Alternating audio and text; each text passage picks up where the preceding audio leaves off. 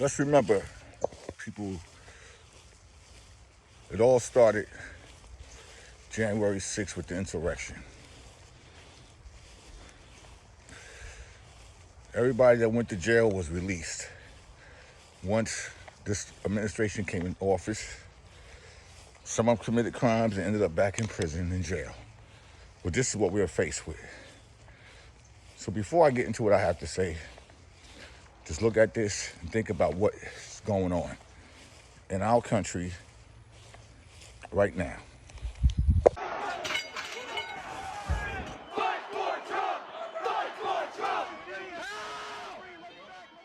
More than 1,000 rioters have been convicted, just part of the election lie chaos. Trump filed 64 lawsuits and lost 63. Lawyer Rudy Giuliani was sued to bankruptcy after falsely accusing Georgia election workers of fraud. Fox News paid $787 million to settle a suit that said Fox knew it was lying about the election. And Trump was indicted in Georgia. He's pleaded not guilty to election interference, but 4 co-defendants did. So, taking another walk, trying to go to gray hair, but to keep the cancer, chemo's not gonna let me do it. So, dark days in America. That's what I'm gonna call this topic. I look at a lot of things that's going on around the world, and there's a lot of dark days, even though I like to stay positive. But there's gonna be a lot of dark days. You know, for the people out here that are struggling because of the government shutdown, food stamps, EBT is in jeopardy for the month of November. And people out here, I mean, I watch the crazy videos on TikTok and stuff like that. I don't really pay those so-called influencers any attention because they can't influence me for nothing. I just think we live in a world of people want the easy way out. You know, young black men, y'all got to do a little better. Everybody can't be an artist. I'm jumping all over the board in conversation, but I'm watching different pop the balloons.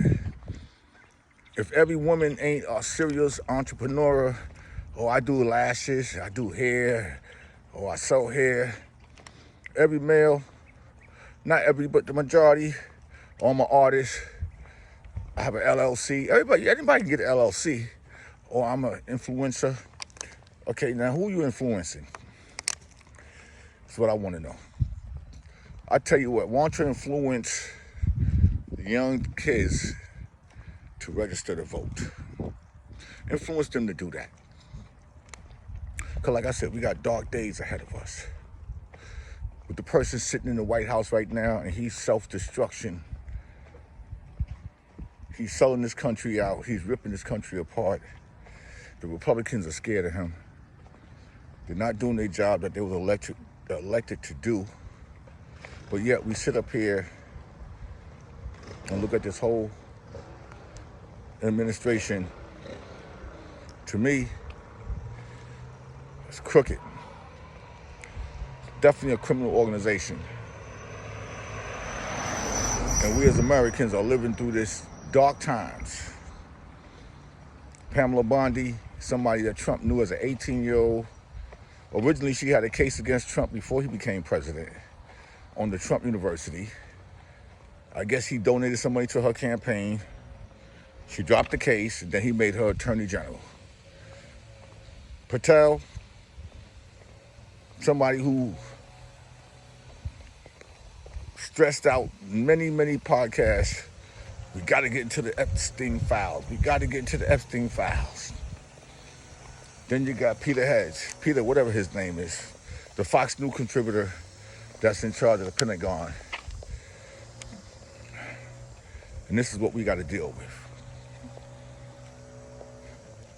You have a prosecutor in Virginia, an attorney general,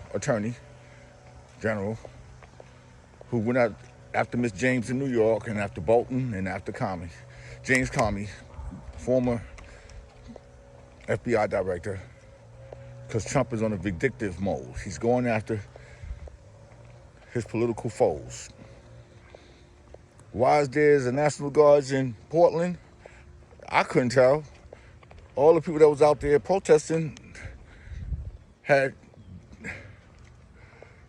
costumes on. South Carolina had mass shooting, Republican state, run by a Republican governor, no National Guards. Utah had an assassination, Charlie Crist, no National Guards. Louisiana, no National Guards. Tennessee, Republican, no National Guards. But you want to send them to New York and California, Chicago, Democratic states. Well, your people better get a grip, because if we don't get the House next year, Donald Trump will not leave office. For him to destroy the East Wing of the White House to make it a ballroom and talk about he's paying for it when it's supposed to go through Congress. It's a federal law. You're not supposed to just go and do things. And Mike Johnson, the House Speaker, is not doing nothing. They use the same talking points. They don't answer no questions. And this is what we are faced with. Total hypocrisy. Bullshit. I have common sense. I know better. But this is what we face with. Dark times in America. Went to the $17 trillion from the tariff, allegedly. Where is that at? Out here giving other countries $42 billion? Y'all don't want people to have good health care? Y'all got something against the Affordable Care Act? You said the first time that y'all was putting together a better health care. Where is it? Then we got TikTok. You got this challenge and that challenge, and challenge this and challenge that. It's never an educational challenge. It's never a challenge of prosperity. It's never a challenge of brightening your skills. It's never a challenge of anything that makes any sense. And this is what happened when a convicted felon was voted in office. Department Head Garland, who served under Biden, I don't know what he was doing. The Supreme Court is just ass backwards.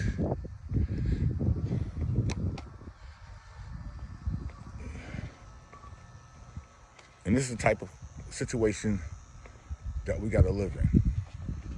Somebody who's just blackmailing everybody that he can blackmail.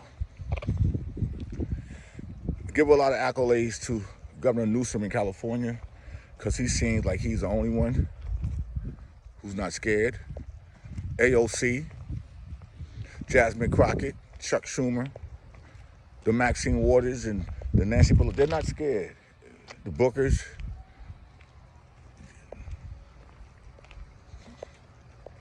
When I go and look at the Republican senators, the Lindsey Grahams and Ted Cruz and all, y'all know this is wrong. You and I, we all know this is wrong, and y'all sitting up here and y'all playing part of the game. But I tell you what, listen to what some of the people in this country have to say. And I'm gonna go out in a breeze. You'll subscribe to my channel, hit the notification button. Common Sense with Van Silk. Y'all have a blessed day.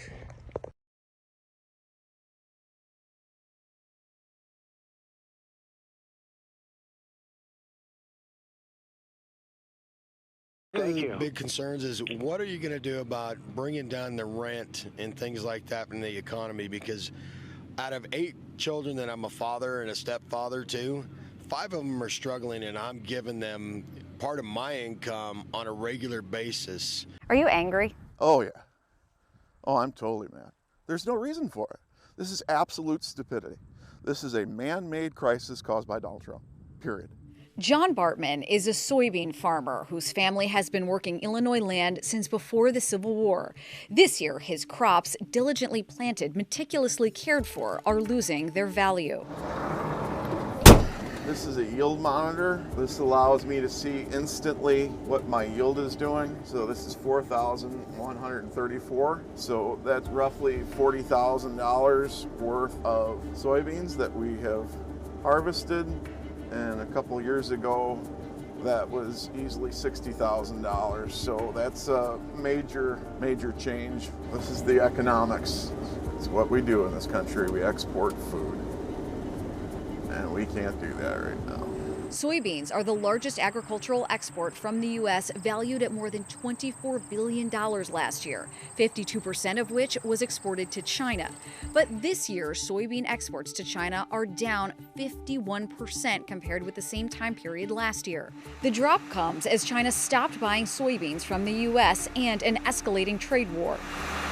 President Donald Trump insists farmers will win the trade war. Posting on Truth Social October 1st, "We've made so much money on tariffs that we are going to take a small portion of that money and help our farmers. I will never let our farmers down." John Bartman is skeptical. Bailout's not going to do it. Bailout, unfortunately, we need the money. Once you lose a customer like China, can you ever get them back? I sincerely doubt it.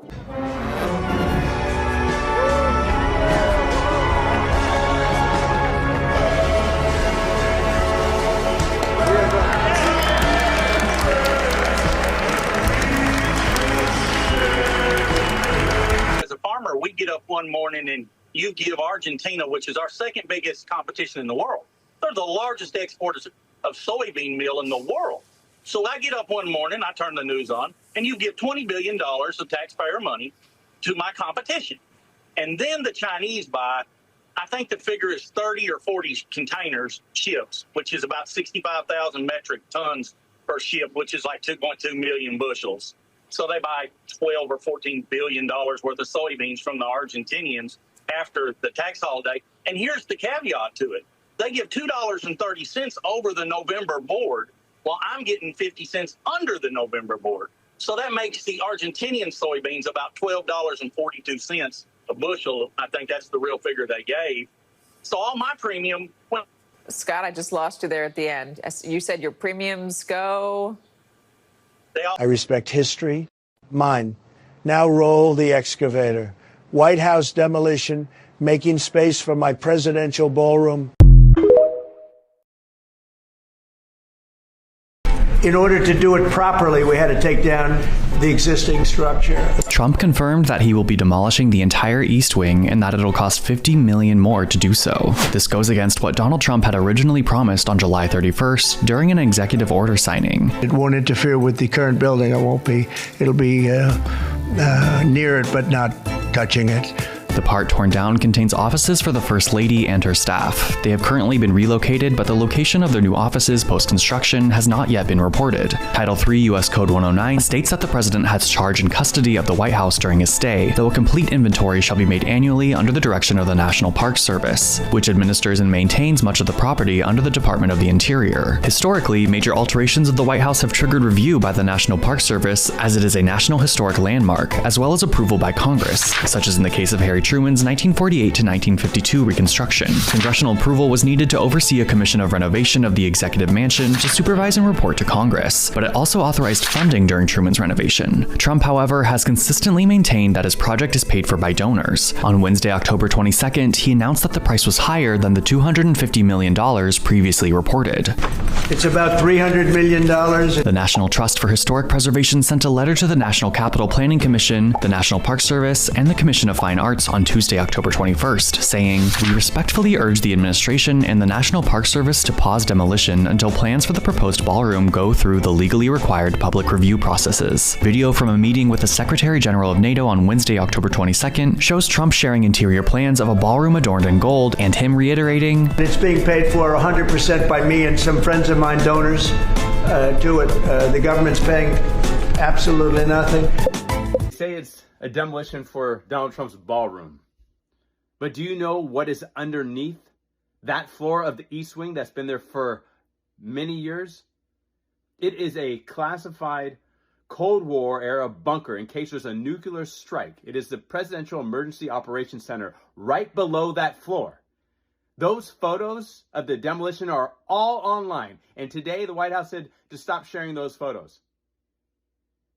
Russia, Iran, China, they're all watching this. They see this. They already know. But now it's open in the public. So is this really for a ballroom?